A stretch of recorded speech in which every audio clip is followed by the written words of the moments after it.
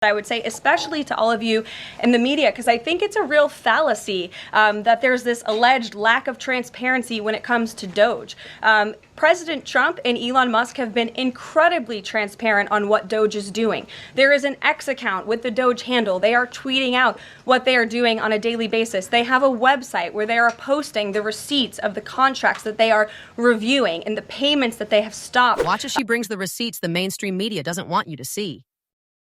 These are screenshots of contracts that Doge found across our government. This is a DEI contract, $36,000 for U.S. citizenship and immigration services.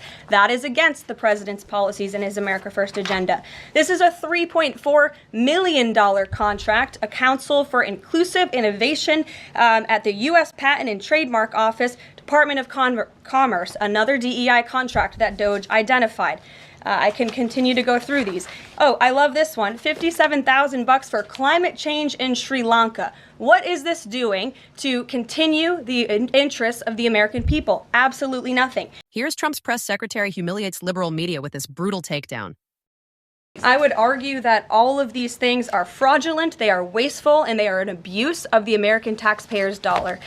This is not what the government should be spending money on. It's contrary to the president's priorities and agenda. And again, we can continue to provide you the receipts for all of the fraud, waste, and abuse. And if anybody in here wants to argue that the federal government is not fraudulent in some capacity, be my guest, because I think the American people watching at home would beg to differ. Caroline. Here's the shocking truth about trillions in government waste.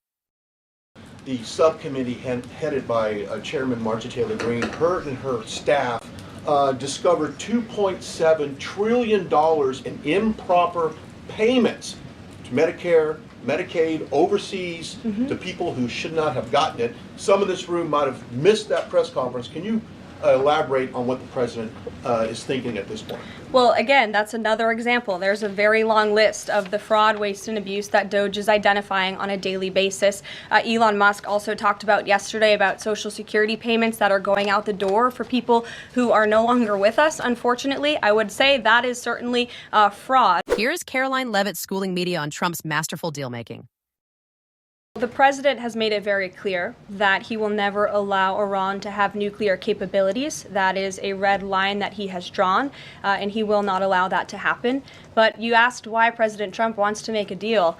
I would remind you, he's the master of the art of the deal. He is America's deal maker in chief. He leads from a position of securing peace through strength. And I think time and time again already, in just 4 weeks, we have seen the president being able to negotiate successful deals with our partners, our adversaries all around this world. The release of Mark Fogel just last night is something that I think speaks to the president's deal-making ability. This is something that the Biden administration allegedly tried to do for 3.5 years. I think you all should go back and ask some of those Biden administration officials what they even tried to do and why weren't they successful, because for 3.5 years Mark Fogel sat in a Russian prison and it took President Trump 3 weeks to get him back on American soil. There's nobody better at making deals than Donald Trump. This is how real transparent government works.